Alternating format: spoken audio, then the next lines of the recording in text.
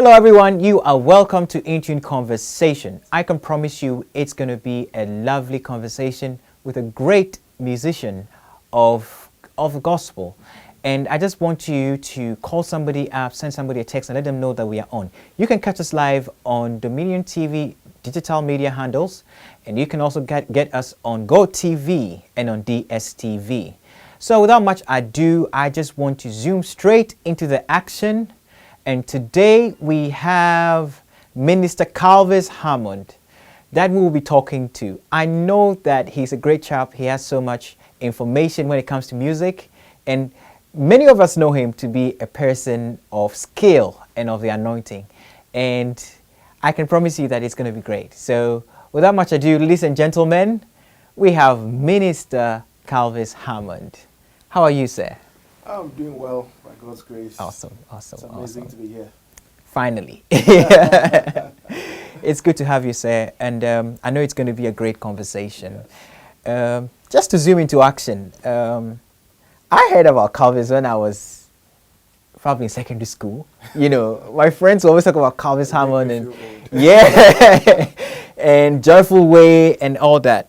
But please do share with us a bit about your early life and how you met Christ, and how has ministry been like?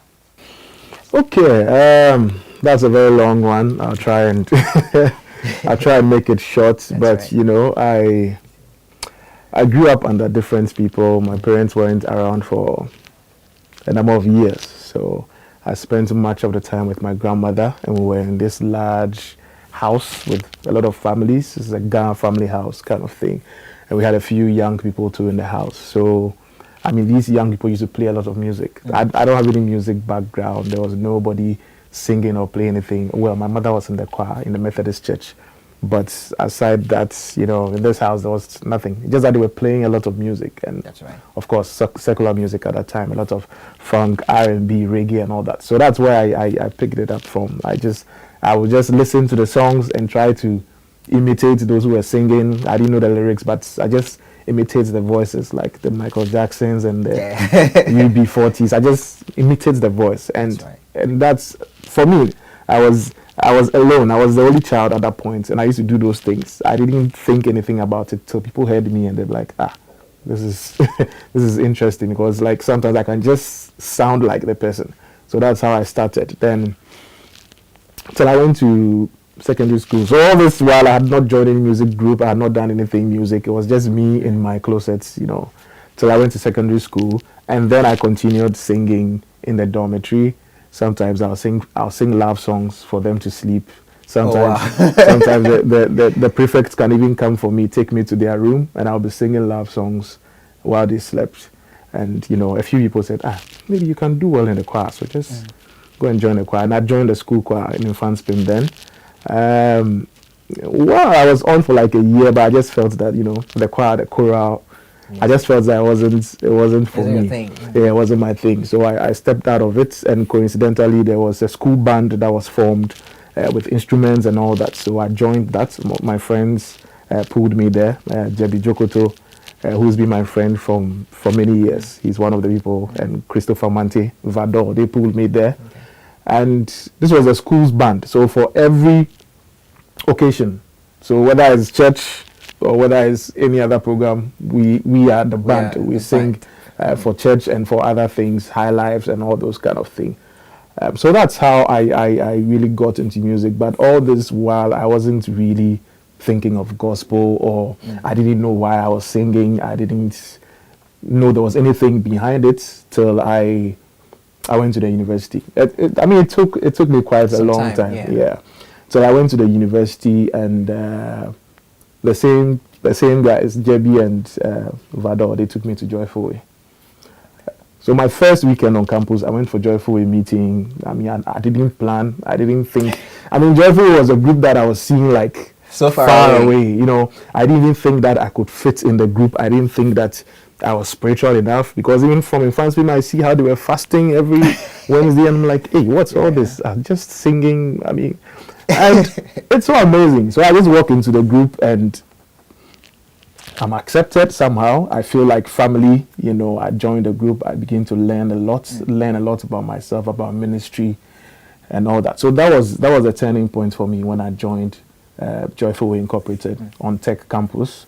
I also joined the Baptist Students Union and Mass Choir, and in about a year, I was all over the place. And you know, at that point, I could have just gone my own way, but I thank God for people He placed in my life at that point to lead me and to guide me. I mean, you can mention the likes of Neokai, who had left campus then, but you know, was visiting, and like these are the guys I could see and learn from. The Coders, the Dainetes, the Dachumos, the Pastor Ides. You were surrounded. I was surrounded. It was as if they waited for, because I went to meet that batch and they left school. You know, so it's like now I look back and I say, look, God was just planning. I had no idea what I was doing. I didn't know what music ministry was. For me, I just wanted to sing. That was all. Yes, but like I said, it started mainly with Joyful Way, and Joyful Way is like the main parts of my transformation, getting into music ministry, to the point where you can call me worship leader and all that. Yeah, it's all started from Joyful Way, and the nurturing and you know, the guidance that I got from there. That's right. Wow. And you know, guys, when we talk about sounding like other people, I heard Calvis sing like Fred Hammond. Maybe it's a Hammond thing. I don't know. Maybe I should call myself Hammond. You know, but he sounds just like Fred Hammond. I'm not playing. He's here. I'm not lying. He sounds just like, and that's good. That's good stuff. But Calvis, let me ask this question. I know everything created by God has a purpose. Why do you think God created music? That's a thesis question. That's a thesis question. You can just sum it up for us. Yes. I believe, you know, music plays a very vital role in our lives, in the general lives, even before you talk about Christians. That's right. Because music brings a certain kind of emotion. It's kind of heals people emotionally, and people talk about, you know, music is for the soul and all that. I believe God, you know, gave us music, the gifts of music, you know, to handle diverse situations. Because there are times that we use music to praise Him. There's music for thanksgiving. There's music for victory, and even Paul admonishes us to encourage ourselves with psalms, hymns, and spiritual songs. Through the Bible, I think the first time they talked about, you know, singing and all that was in Exodus 15 or so, when the Israelites were able to come out of Egypt, and they sang victory songs. So God has given us music to fit every situation, and you know, it's amazing, especially when we gather together as Christians, when we lift songs of worship, we lift songs of praise to worship one God, and it's amazing what His presence can do, because people gather in secular, you know, settings and sing and listen to people sing, and Charlie, you see that the place is charged. So imagine where the Creator Himself is involved. So it's very important. It's very important, you know, for us as Christians. That's right. Wow. I mean, it's we can then say then that music is a God thing that He has given to us. Yes. You know, it's part of His element inside us. Exactly. I see it as a gift. That's right. From God. That's right. That makes sense. Wow. Okay, so let's talk a bit about Joyful Way. Okay. I love Joyful Way. You know, I love joy, and there's one phrase that I always love. It's that not all explosions are harmful. when it comes to explosion of joy, Yes. Music is difficult. It's a complex thing. Human beings are difficult. How are you able to manage a choir like Joyful Way and maintain it over this long period of time? Joyful Way itself is very engaging. And, I mean, it's like a full-time job, and you know, for someone like me who works in a bank, you know, managing that job on the side it was very challenging. It was very challenging. I say it was because I've stepped off a bit now, and there's a new leadership in place. But I was a music director for 8 years. Wow. And I took over the group. I think I was quite young. I just finished my national service. And, you know, you've had people like the Ace and Kumbers and the TVO Lamtes, Jeff Anos going ahead of you as music directors. And I didn't know anything. I don't play any instruments. I don't do anything, you know. I just had to learn to manage a group. Another time, about half of them were older than me. There were some of them who had been around for a long while. So I'll just say, well, it's by grace, and I think I was quite passionate. I was quite passionate about the job. I put my all in it. My wife would tell you, like, sometimes I don't sleep. I can spend the whole night planning, putting songs together, putting events together, and all that. But that said, I think I also received quite some significant support from those who had gone ahead of me. I've mentioned some names already. And being able to go to them every time and get some support, get some advice here and there. And, well, prayer. Because what we are doing is to God. So constantly going to the source, you know, talking to God. Sometimes I pray about, like, Charlie, this thing, I'm stuck. I don't know what to do, you know. Yeah, because I came in at a point, not to boast, but at a point where everything was, well, there had been some, you know, it's like cycles. And at a point, some generation had just gone out. And it's like, I got the opportunity to rebuild fresh with some of those who have been there already. And then quite a chunk of very young people from school. So, you know, I was able to have that leeway to build my team. And I think that togetherness also helped us to, you know, to get to where we are today. And by God's grace, when I left off, I noticed that even the team I left behind have taken it a notch higher. And for me, that's what I'm excited about. That's right. Yeah. And it's evident, watching the various, you know, explosion of joys, you know, over the years. You could tell a progressive, you know, level of quality spiritually and physically. I mean, you can tell, and it's a lovely thing to behold, really. But let me just dealing with choristers. Can you just tell us one challenging, you know, situation or, you know, area where choristers normally fail? In your own way, what would you fail? Well, choristers are human beings. Exactly. Choristers are human beings. Human beings have their own behavior. Everybody has, you know, we are working with a team. Everybody has a different challenge altogether. And, well, with my sociology and social psychology background, I also understand a bit more how people behave, you know. Yes, so I try to deal with everybody differently. But like I said, they are human beings. Everybody is the same. It's the same thing you face when you're managing a team in the office or anything like that. But the other side of it is, you know, these are skilled people. It's not like in an office setting where you're managing people to pay them salary. Hey, I'll fire you. These are volunteers. These are volunteers who have come and they are skilled people. And music already is emotional. You know, people tend to, you know, switch off and, you know, get into certain moods that you need to manage all this together. So I think it's important that, you know, as a leader, you should be able to manage everybody, manage the team, try to learn a bit about everybody.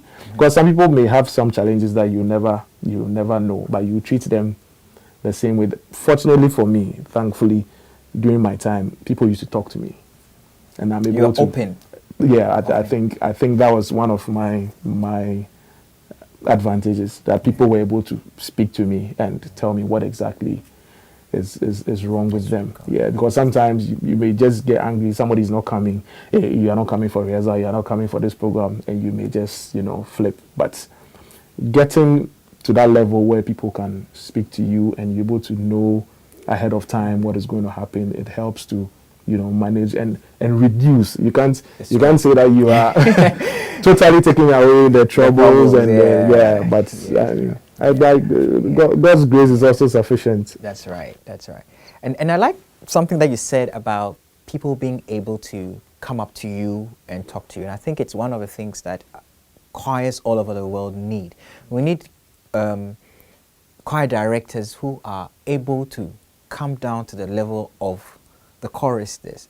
Sometimes we once position comes in and leadership comes in, a lot of people feel like, okay, I'm here and you guys are here, and whatever I say, you do it. You don't ask me questions and all that. But I think that openness to make the choristers feel like I can go to this person and talk to them about my needs, and it may not even be just the needs of regarding the choir, but it can be personal needs. Exactly. Yeah. Sometimes very personal, personal, family, marital issues, and and you need to, you need to understand some of these things. That's and how to manage everybody, because you are dealing with in Joyful Way, I'm dealing with about 100 people.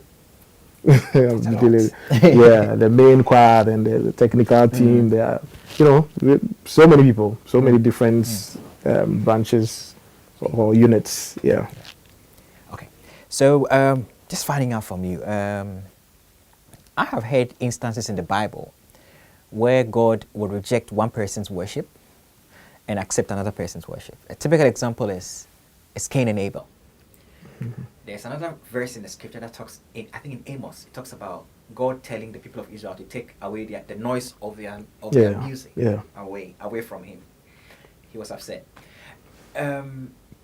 Why would God accept one person's worship? And when I say worship, I'm not just talking about music, but I'm talking about that offering of oneself. Why would God accept one person's worship and reject another person's?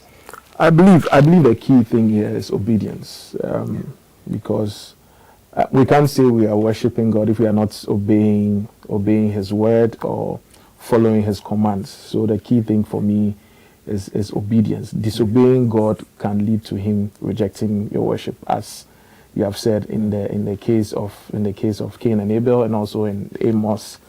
But the guys in Amos, they were misbehaving. That's right.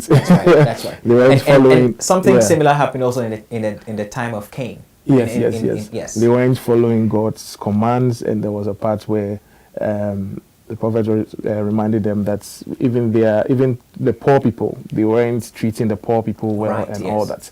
So it got to the point where God was angry with them, and of course rejected whatever form of worship they presented to Him.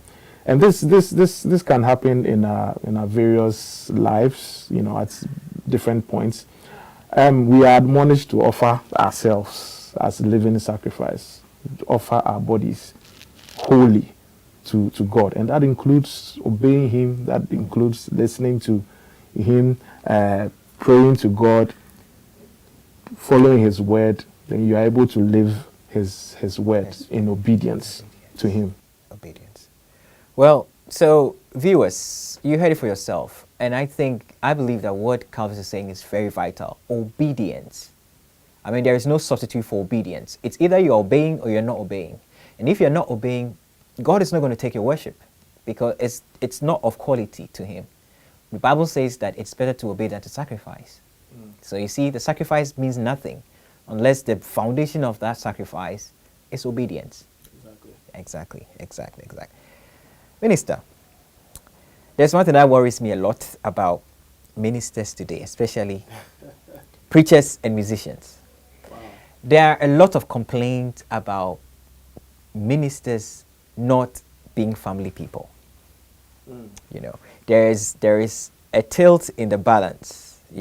It's either he's too ministry minded, he's not minding his wife or his children, or he's too family oriented that he stops singing. So I know you're a family man. You have 3 lovely children. Yes, and a lovely wife. How? And I know they're happy. I can tell they're happy because I'm your friend on Facebook, so I know. So how do you juggle between ministry and family life? And I believe you also have a dad and an extended family. How do you juggle between the two? Well, one advantage for me, or one thing I've learned is, like I said, I've had people ahead of me. I've seen them do it, especially in Joyful Way. I'll keep mentioning Joyful Way. Especially in Joyful Way, I've seen people who have gone ahead of me. I mean, you can talk of the likes of Asan Kuma, who is like one of the top lawyers in Africa. And, you know, this man is your music director. He's in the group. He's coming for all night rehearsals. And you see how he handles his family. You see the Kofi and Kames, you know. There are so many people I got to see, you know, how they are doing it. I move with them. I learn how they are doing it. So it makes it easier for me to do certain things. That's right. Yes, by God's grace. That's right. And God's grace is sufficient. And we have to learn.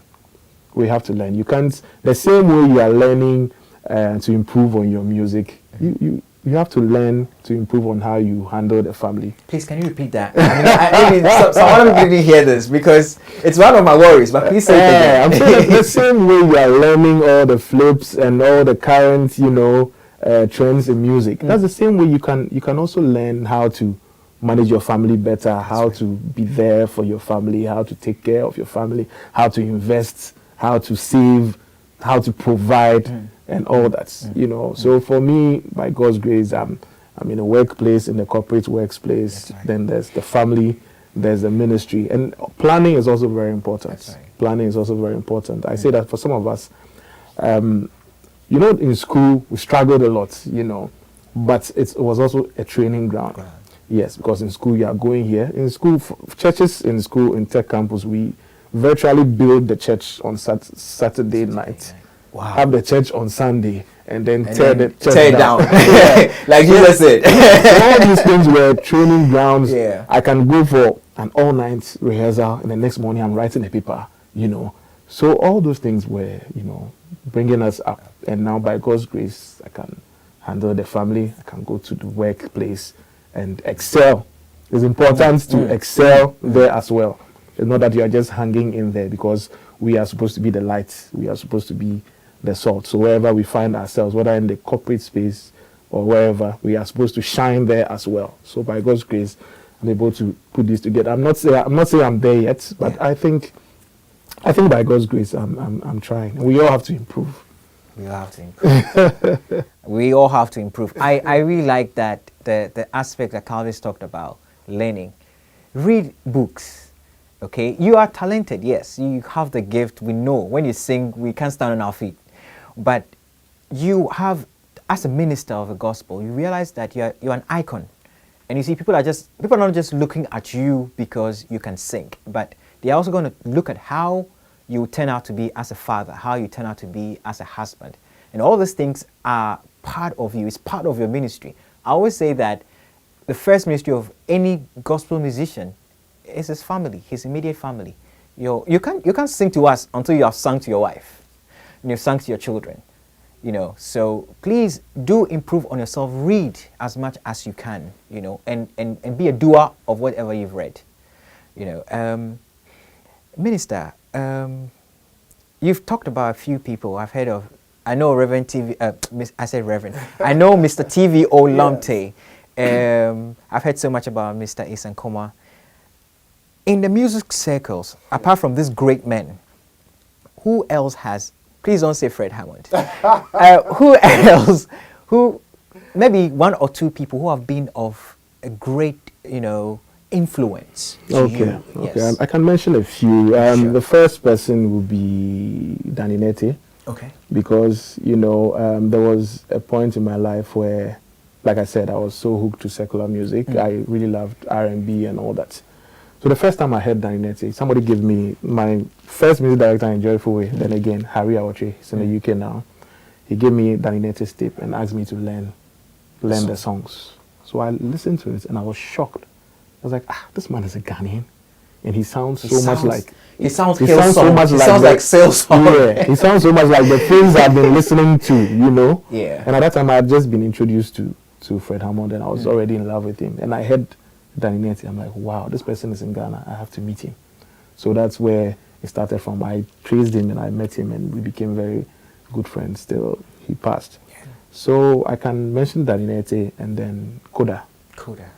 Yes, because when I went to first year, Koda had completed and left, but he used to come to help us. Because coincidentally, I joined the Baptist Students Union, which he was part of, and there's this group called God's Instruments, when they released the album Iradi. Right, yeah. Yeah, But exactly. I didn't realize that. I think he done a remix to that song. Done a remix to that song. Yeah. And Awesome. so the amazing thing is Koda's team recorded the album. Okay. But they left school, and then I joined in the first year. So I did the live release of the album. So it was more like everybody knew my face, but I was not on the original album. Yeah. So Koda handpicked me to do the song, and I think since then it's been an amazing journey with him. He's produced my songs. He actually wrote my title track, God is Able. God is Able, yes. Yeah, he wrote it for me, and it's been amazing. And of course I can mention Neo Kai as well, who I didn't meet him in school either, but he was also coming, and he's been of great influence to me. My fellow Ghana boy, listening to him sing the Moko Bears and all that, he caused a whole revolution, with that song. Yeah, so it's been amazing. And there was a group called That Project, the whole team. I mean, they've been amazing. So just because you're asking me now, these are the names that come, but I'm sure there are I'm sure there are more. Yeah. All right. So just to end the whole interview, if you have 2 minutes to just tell music ministers all over the world the most important thing in music or in music ministry, what would it be? Well, the most important thing, I would say that what we are doing is just a reminder that what we are doing is to God and for God.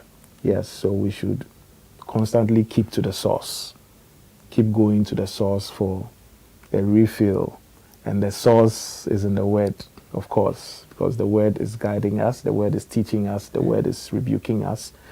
Constantly going to the Word, constantly praying to the Lord for guidance in whatever we do. We should stick to the source and not be swayed by, now we have a lot of social media stuff, a lot of numbers. People are depending on a lot of numbers of views, downloads, and all the likes and all the fame. We shouldn't be swayed by any of them. We should keep trusting God. We should keep to the source and drink from that source.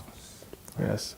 Well, I think it's you've hit the nail right on the head.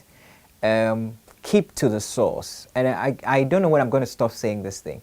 That once you are hooked to the source, you become a source yourself for many other people, because you are hooked to the source, and it makes a lot of sense, So as Calvin said, forget about the likes on YouTube and on. I'm not saying that it's bad, but the real call is not about likes. I don't think Jesus would have been interested in likes if he was alive today in person. And keep focused on God and the mission that he has given to you. And I believe God will richly bless you for your obedience and your commitment to him. I was blessed, and I know you were also blessed. And Calvis, we just want to say thank you. Thanks for having for me. coming. God bless you. I know it's been a long time. yes. With this interview, but I just want to say thank you for coming, sir. Yeah. And I'm going to make sure that there's a part 2 to this. Okay. Because I have a ton of questions to ask you. If there's anything that I learned, from you, it's one thing that you talked about learning, that the music minister must keep learning. It's a progressive thing, but we must be committed to learning. So viewers, thank you very much for making time to watch and to listen to this interview. Next week, we're going to have another great person coming in, to talk to us on something equally important. And I just want to encourage all of you to make a date with us. Please, as I said, do like the video if you're on YouTube or you're on Facebook, and do share it with someone else. And I believe that next week we will meet same time for another great interview, and you are going to be blessed. And as I always say, keep in touch with God, because God is a musician. God bless you, and see you later. Bye-bye.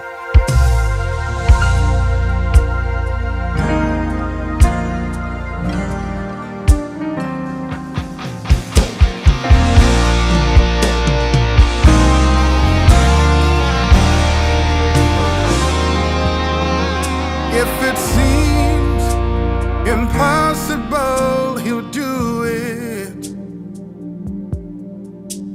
If there be a need, He will supply. If there be a question, He will answer. God is able. He is able. God is able. He is able. Oh. If it seems impossible, He'll do impossible, He will do it. If there be a need, He will supply.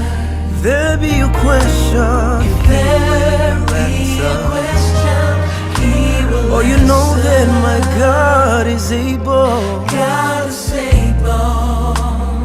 God is able. Oh, God is. God is able. Oh, God is able. Yeah, yeah.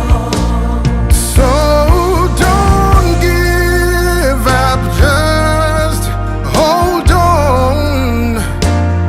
God will step in right on time. He will. God is able.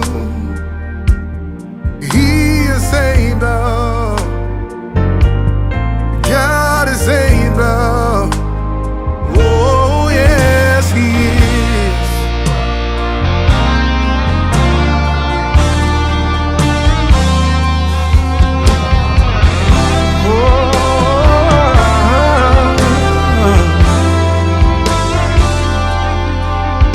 He can do more than you could ever think, according to His power that works in you. Oh Lord, know that all things are possible to my God. God is able. Oh yes, He is. He is able. God is able. Yes, He's able. So don't give So don't give up. Just hold on. 'Cause God will stand by. God will stand Yes, He will. on time. And I know that He will. Oh, able. God is able. Say, yeah, yeah. Able. God is able. You know that He is able. Yeah, He is. God is He can do exceedingly abundantly. He is able. God is able. He's able. He's able. Right on time. He can do. Doesn't matter what you're going through. Just right away. No matter the question, God is. He can fix it. More than I know. I know that He can do it. He can do it. God is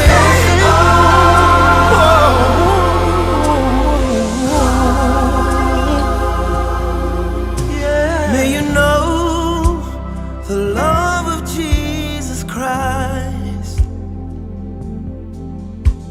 which passes all human understanding. Be filled with the fullness of a Father, for God is able. Is He